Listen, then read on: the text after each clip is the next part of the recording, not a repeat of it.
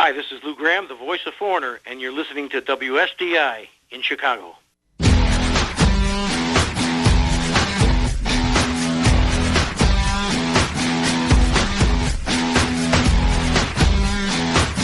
is that time of the week. My name is Steve Benz. You are listening to Glenn. We are broadcasting live in downtown Chicago. All right, so today I got something really unique, something really, really cool. Her name is Sarah Clanton. She is a brand new artist. She's going to be in town on Monday. She's going to be over at Uncommon Ground over in Edgewater. Let us welcome Sarah to the show. Sarah, how the heck are you? Hey, how's it going? I'm doing great. I know that you are driving along in a car because, let's face it, you're very busy to call this show. I am. Right?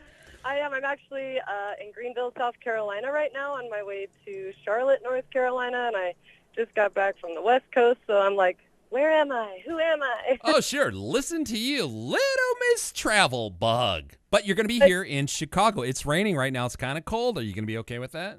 I'm so ready for that. I'm very ready for that. It's really hot right now in South Carolina, and after being like in Washington for a few days, wearing a jacket and a beanie, it's so awesome. But right, you know, you're going to get here and you're going to bitch. Along. You're going to get here, you're going to bitch. I know you are. I'm just saying. I am just saying. All right, so I looked at your bio, listened to your music. It is pretty kick-ass. Now, I posted a picture of you, and I'm completely confused. First of all, you have this massive sword in the picture, which scares me. It does. It scares me.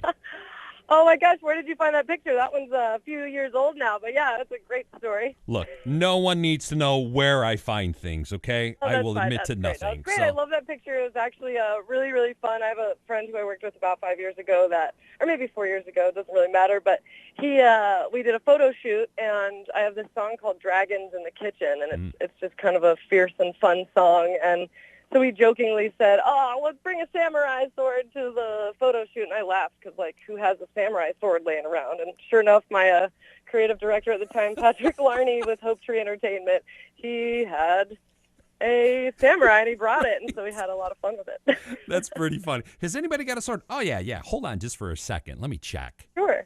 So let me get this straight here. I want to make sure that everybody understands this. You are now. I've seen a lead guitarist. I've seen a lead bassist. I've seen piano players, drummers, everybody singing.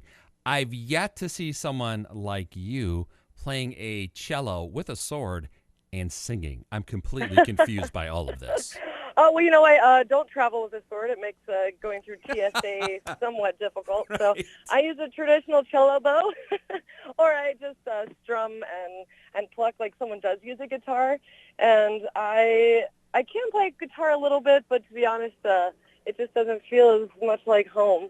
So I saw a guy named Ben Solee play at Bonnaroo in Manchester, Tennessee, about maybe 10 years ago, and he was playing cello and singing at the same time, and I was like, light bulb moment. I had went through school to get a classical degree, but I really wanted to be a songwriter. I had no idea how to go about it, and so I'd done things like moved to Nashville for a semester and wrote music for commercials, and I was just trying to see and absorb as much as I could, and it wasn't until that moment when I was like, I could sing with the cello, that I was like, this is my direction. This is where I'm supposed to go. So it just felt right. That is amazing. I watched some of your videos as well. Just blown away that you can, it's amazing that you can play that instrument. I, of course, have no talent whatsoever. I am requesting on Twitter if I could play kazoo with you. That would be awesome. That's all I can do. That or play a little blade of grass. How about that? Would that work? That's really funny. I mean, come on. So, all right. So you must play a lot of instruments than just the cello, right? No, actually, I really don't. I started playing cello when I was 9, and it's funny, I really don't remember. When you're a kid, you don't remember that struggle of like what it is to learn an instrument. And I just remember having so much fun with it. And I like to joke that the cello is my longest relationship. I have played for 25 years, and it's really, I can dabble in piano, and like I said, dabble in guitar a little bit. There was like 6 months there where I wanted to play mandolin, but it's just cello and voice, and my mom was an opera singer, so I really have her to thank for my voice. Wow, that is amazing. So with that, playing that particular instrument, what could possibly be your inspiration when you're writing music or songs? Well, I grew up a kid in the 90s, loving all that pop music, and it's just like anybody, would sit down to write a song for, maybe they're going through a hard time, or maybe they're needing to process some information, or whatever it is. It's really cool how it kind of comes out through the cello. And I don't always start writing with the cello. Sure. Sometimes I'll just start with a melody. I'll be driving in the car. Me and Siri, we write a lot together. I talk to my phone a lot. And sometimes I just start with a beat, or I kind of work around it just to kind of get my mind working in different ways as far as songwriting goes. But, like, my biggest influences have been, like, the Beatles and Led Zeppelin. I love Radiohead. I'm really into Lucy Silvas right now.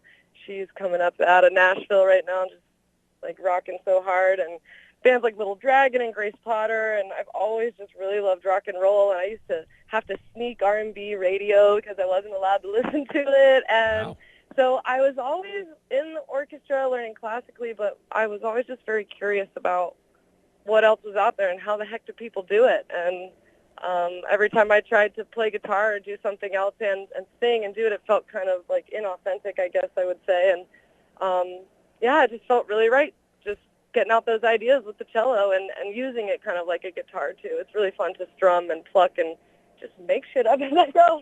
It's really fun to just make it up because that's kind of what we're all doing. Right. We're just making sounds. Right, so there's no cello rapping going on. Oh, I don't know. You should check out Pentatonics. There's they are amazing when I saw them. I saw them live. That was amazing when I saw them. Aren't they incredible? They're just really great. Because I can't even hum a tune correctly. Oh man, like 5-part harmonies. It's just wild. I'm always so just inspired by so many people doing so many things. There's it's endless, and I think there's a place for everybody. There really is, and you have a unique talent. I think anyone that could play music or sing or whatever it is, it's really a talent that I wish we supported more. Thank you. Because I think that really brings out... too, because it feels good. Everybody loves it, right? Now, I had said this with another interview a couple weeks ago where I said, with all the problems in the world, the one thing music is that it's not racist. Oh, man, it's more universal than a smile. Right. I mean, we all can see, I think, that's my theory, I made that up, but I just think it can be so powerful. You're so right. I mean, it can bring people together from anywhere. And actually, with my new record that's coming out in November, that I'm doing a Kickstarter campaign for right now, it's called Here We Are. And over the past 4 years since living in Nashville, I moved to Nashville with $200 in my pocket going through a divorce, and I was like, well, this isn't what I thought it was going to be like. And of course, I wrote all kinds of songs. I went through some writer's block and did some things called a 24-hour album where I just let myself create for 24 hours. And then I was writing a lot of sad songs, which I think is really important to let yourself do. But I realized I really wanted to take something different into the world. And what was my contribution? When I go out, what kind of energy do I want to exchange with people? And I realized through co-writing almost all the tracks on the record except for the instrumental, I realized I was writing kind of a self-healing record. I was writing something that if I needed someone to be there for me, this is what I'd want them to say, or these are reminders I'd want to tell myself when I'm not feeling great. And I'm just so excited about the way it's turned out and the way that people are digging the songs so far, and it feels really good. And I think you're right. I think music is just so great for that reason. It is, because the lights are low. You can't see what anybody looks around you, and next thing you know, you're singing and dancing together. Yeah. It's amazing what happens. Now, I by chance, I don't know if you've ever even know who Electric Light Orchestra, who've 70 years old, went on tour, and they were here in Chicago. Amazing show, just amazing show. And I saw from a 10-year-old to someone in their 80s, and I was just amazed that it had that kind of reach, that people even young or old would know the music, for God's sakes. It's so cool, right? And, of course, I sat there going, Very, very cool. I mean, I even read this thing one time that said at these loud shows where we're all listening to the same huge speaker system and everything, that our hearts actually will start to beat together when we're in a giant crowd and the rhythm is really loud and you feel like it's beating in your chest. Well, that's like it's starting to happen with everybody who's sharing that moment with you. And that's science, folks. Right there. We just wrote some lyrics, and I need some cred over that. I do. Awesome. We're just songwriting here on the radio today. Right. We're recording it. Hello, Siri. And I'm like, my Siri is a British woman. I don't know about you, but when I talk to her, so she's like, give her direction. She's like, Steve, shut up. I'm sorry, that's a wrong voice.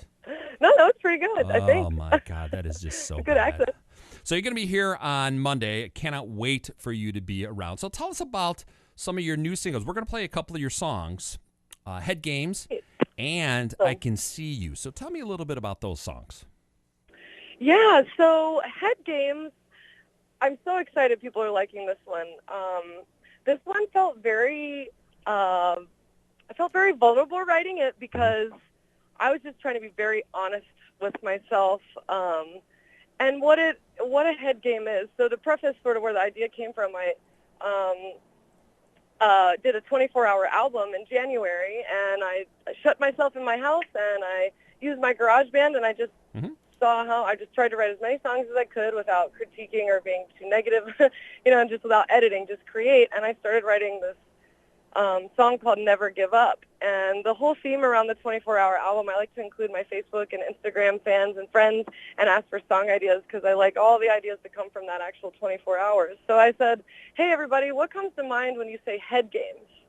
And a lot of people had a lot of negative things to say, and that's fine because there's negative and positive, and it's great. And I think really what we were all talking about was like, that struggle of like, how do we keep our heads straight despite it all, we had some folks steal money from a house concert I did in Portland, Oregon last week, but the good way outweighed the bad, and there was so much more just like community and love and music that was there that it really didn't matter about the money. And we did have some fans who like came out of the woodwork and donated. It was amazing. But back to the song, Head Games is really just my honest, like, hey, this is what I'm doing all the time. I struggle with anxiety and I have ADHD. And so it's been this whole lifelong thing of like, all right, how do we take all this stuff that's in my head and get it out? And what's that struggle like on the inside? And I'm just really happy with the way it came out. A friend of mine named Zarni, she's an amazing artist and a writer, and she lives in Nashville as well. She's from South Africa originally. And she helped me take this song I started on my 24-hour album, and then she helped me just like put the polish on it and really helped me say what I was going to say. And that I think that's why I love co-writing. I can have sort of an interpreter, someone who can like say, is this what you're trying to say? And I'm like, oh yeah, that is what I'm trying to say. It's so cool. It's pretty funny. And I'm just really happy with that one. And I feel like it's maybe one of the most poppy songs on the record, which makes me very excited. Yeah. And I Can See You came from a lot of different things. I Can See You might have been one of the last songs written on the record, and by then I had written We Belong first with Melissa Fuller, the same woman I wrote I Can See You with, and so we wrote the first song of the record together just happenstancely. I don't know if that's a word, but I like using it. And then she ended up writing maybe the last song on the record with me that was written for it, and it just sort of sums it up. I really just love going out and hearing people's stories, and I feel like I learned so much from hearing what people have to say. I mean, everybody's their own combination of experiences. Right. No two people have like the same life experience at all, and so I think if we can listen to each other and say, hey, I can see you, what you're going through is real, and I appreciate you, it can be really, really empowering for everyone. Yeah, just unique that I picked those two particular songs, and they're kind of tied together. And my other comment is, I could see you now if you will just shut up so I can finish what I'm saying. Things will be okay. The best part about that song is we just finished filming an underwater music video for it. And I got to submerge 3 cellos underwater. Now that is cool. It was way cool. Everything inside of me was like, you've been taught not to do this. But it was so much fun, and I can't wait to release it with the record in November. That is fantastic. Sarah, she's going to be at Uncommon Ground. That's in the Edgewater neighborhood here in Chicago. She's going to be here on Monday. You guys got to check it out. Follow me on Twitter, Facebook, and Instagram. I'll get all those informations out there. Sarah, if you could just stay with me. Thank you so much for being on the show. We're going to drop 2 songs from her upcoming new CD, Head Games and I Can See You. Thank you so much. Sarah's been an absolute pleasure. We will have you back on with the release. Thank you so much. It's such a pleasure to talk to you. And hey, everybody in Chicago, can't wait to meet you.